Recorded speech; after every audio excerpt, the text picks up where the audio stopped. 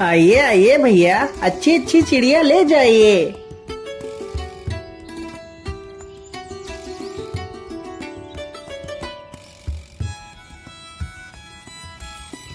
अरे भाई, ये कबूतर कितने पैसे में दे रहे हो? भैया जी, यह कबूतर केवल 50 रुपए का है। नहीं नहीं भाई, 50 रुपए तो बहुत ज्यादा मांग रहे हो। मैं तो इस कबूतर के सिर्फ 30 रुपए दूंगा।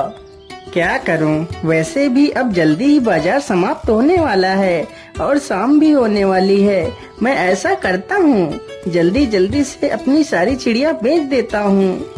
अरे भाई, तुम कहाँ खो गए? क्या बात है? अरे कुछ नहीं भाई, ठीक है, तुम इसे 30 रुपए में ही ले लो। वो आदमी जल्दी से 30 रुपए निकाल कर देता है और कबूतर को ले लेता है। वह शिकारी देखते ही देखते कुछ ही देर में अपनी सारी चिड़िया बेच देता है।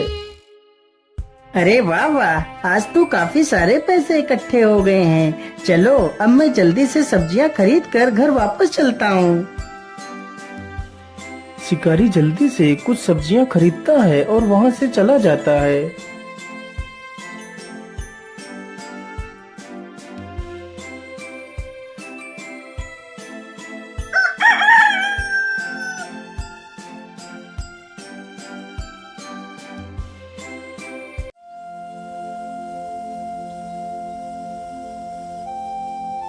अजी, सुबह हो गई है और कितना सोओगे आप? क्या आज आप शिकार पर नहीं जाओगे?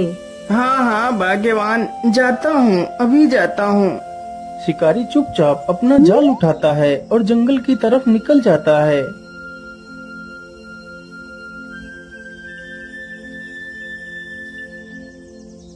शिकारी चलते चलते जंगल में काफी दूर निकल जाता है। हाँ हाँ, अब तो मैं काफी दूर जंगल में निकल आया हूँ। मैं ऐसा करता हूँ, इसी स्थान पर अपना जाल बिछा देता हूँ। यहाँ पर जरूर मुझे ढेर सारी चिड़िया मिलेंगी। इतना सोचकर शिकारी अपना जाल उसी स्थान पर बिछा देता है और पास में ही एक पेड़ के नीचे जाकर बैठ जाता है और सो जाता है। उसे सोते सोते काफी समय गुजर जाता है, तभी उसकी आंखें खुल जाती हैं। अरे बाप रे बाप, इतना समय हो गया और मैं सोता ही रहा। चलो जल्दी से मैं अपना जाल देखता हूँ, आखिर कितनी चिड़िया मेरे जाल में फंसी हैं। इतना सोचकर शिकारी अपने जाल के पास जाता है तो देखता है उसके जाल में एक भी चिड़िया नहीं फंसी है। अरे ये क्या हुआ, मेरे जाल में तो एक भी चिड़िया नहीं फंसी है। आखिर ऐसा कैसे हो सकता है? अब मैं क्या करूँगा, पैसे कहाँ से लाऊंगा? यदि पैसे नहीं मिलेंगे तो मैं अपना गुजारा कैसे करूँगा? चलो कोई बात नहीं, आज का गुजारा तो कल के बचे हुए पैसों से हो जाएगा। अब मुझे घर वापस चलना चाहिए।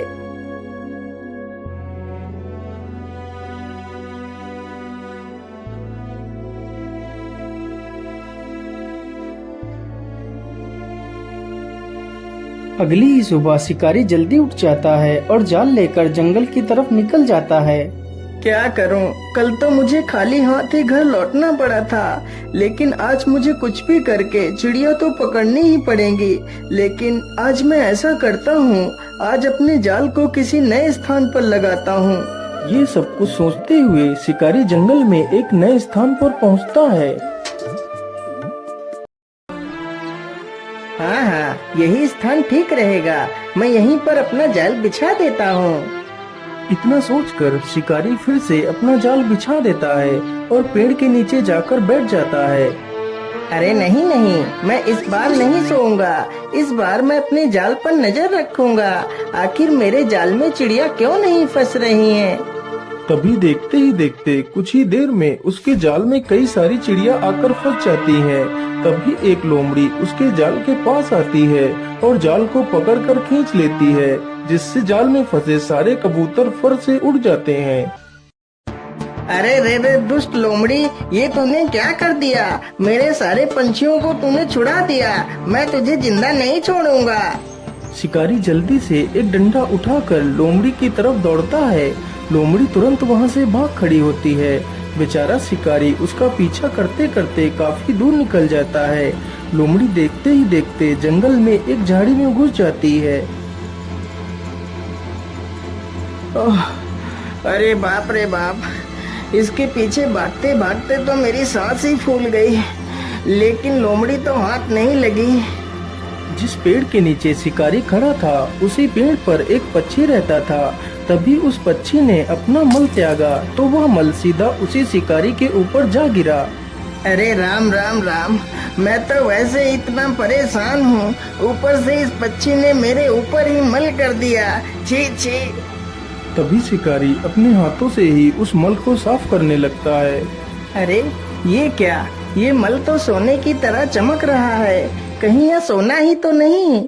अरे हाँ, यह तो सोना ही है। इस पेड़ के नीचे तो कितना सारा सोना पड़ा है, इतने सोने में तो मेरा पूरा जीवन सुखमय कट जाएगा। लेकिन इतना सारा सोना आखिर किस पक्षी ने किया है? जरा मैं इस पक्षी को देख लेता हूँ। शिकारी तुरंत ही पेड़ से दूर हटकर देखता है तो एक सुंदर सा सफेद रंग का पक्षी पेड़ पर बैठा है। अरे वाह, यह पक्षी तो दिखने में कितना आकर्षक है। जितना ही यह दिखने में आकर्षक है उतना ही ज्यादा यह काम का भी है। काश मैं इस पक्षी को पकड़ पाता तो मेरे पास इतना सारा सोना हो जाता कि मैं अपने पूरे राज्य में सबसे अमीर व्यक्ति बन जाता। इतना सोचकर शिकारी के मन में लालच आ जाता है और शिकारी जल्दी से उस सारे मल को इकट्ठा कर एक पोटली में बांध लेता है। मैं ऐसा करता हूँ, कल सुबह आकर अपना जाल इसी पेड़ के नीचे बिछा दूंगा और इस पक्षी को पकड़ लूंगा। इतना सोचकर शिकारी जल्दी से पोटली लेकर अपने जाल के पास जाता है और जाल लेकर अपने घर की ओर वापस चला जाता है।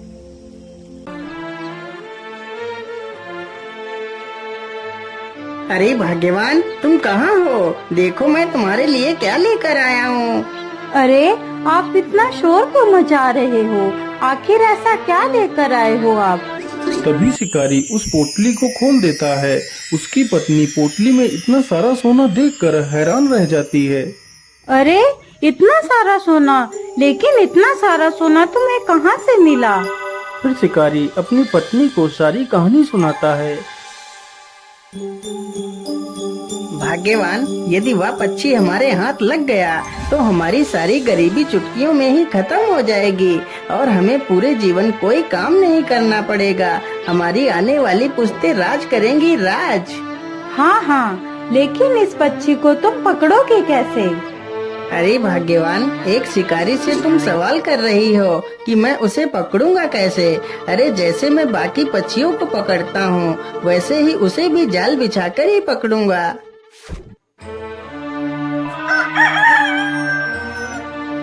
अगली सुबह ही शिकारी जाल उठाता है और जंगल की तरफ निकल पड़ता है।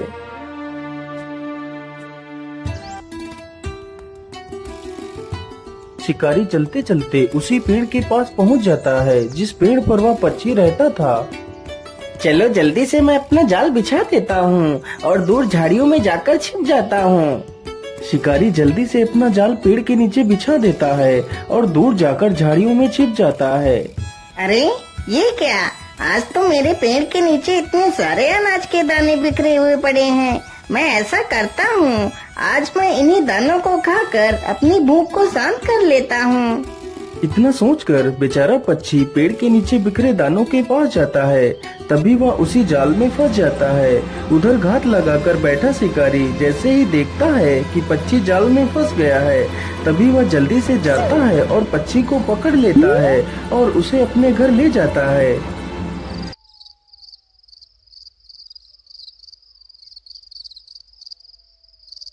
अरे भाग्यवान, देखो देखो, मैं उस पक्षी को पकड़ कर ले आया हूँ। अरे वाह वाह, आपने तो कमाल ही कर दिया। अब तो हम जल्दी ही अमीर हो जाएंगे। लेकिन भाग्यवान, हमने पक्षी को तो पकड़ लिया है, लेकिन मेरे मन में एक डर बैठ गया है। अजी, अब आपके मन में कैसा डर बैठा हुआ है? अरे भाग्यवान, हमने इस सोना देने वाले पक्षी को तो पकड़ लिया है, लेकिन जब कभी इसकी खबर राजा को मिल गई कि मुझे ऐसा कोई विचित्र पक्षी मिला है, तो राजा हम दोनों को फांसी पर ही चढ़ा देगा। अरे हाँ, आप बिल्कुल ठीक कहते हो। हमने इस बारे में तो कभी सोचा ही नहीं। हाँ, अब तुम ही बताओ भाग्यवान, हमें क्या करना चाहिए? अजी, यदि आप मेरी मानो तो आप कल सुबह ही इस पक्षी को लेकर राजा के पास जाओ और इस पक्षी की विशेषता बताकर राजा को सौंप दो। हो सकता है राजा खुश होकर तुम्हें कुछ कीमती इनाम दे दे। हाँ हाँ भाग्यवान, तुम बिल्कुल ठीक कहती हो। मुझे ऐसा ही करना चाहिए। मैं कल सुबह ही इस पक्षी को लेकर राजा के पास जाऊंगा।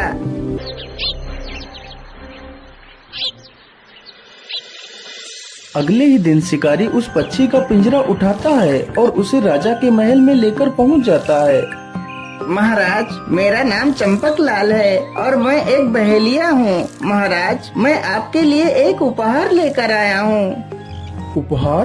कैसा उपहार? आखिर तुम मेरे लिए क्या उपहार ला सकते हो?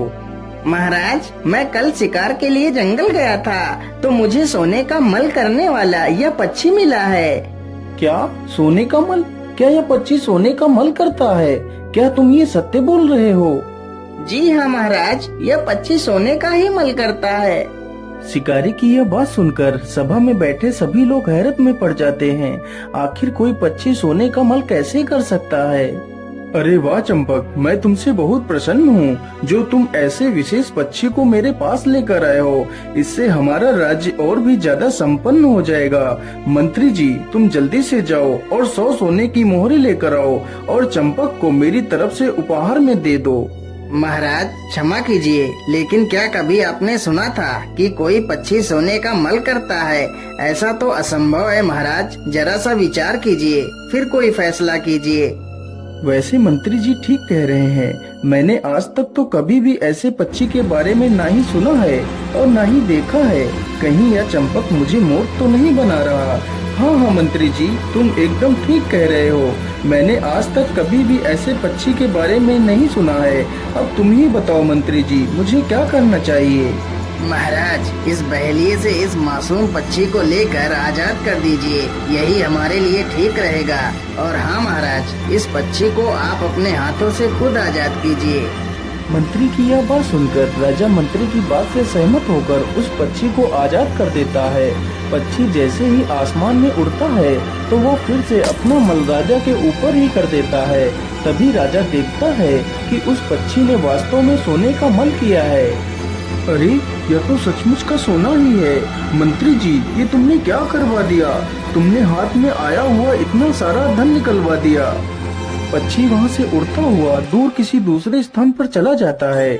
दोस्तों, हमें कभी भी इतनी जल्दी दूसरों की बातों में नहीं आना चाहिए। हमें कोई फैसला लेने से पहले उस पर अच्छे से विचार विमर्श कर लेना चाहिए।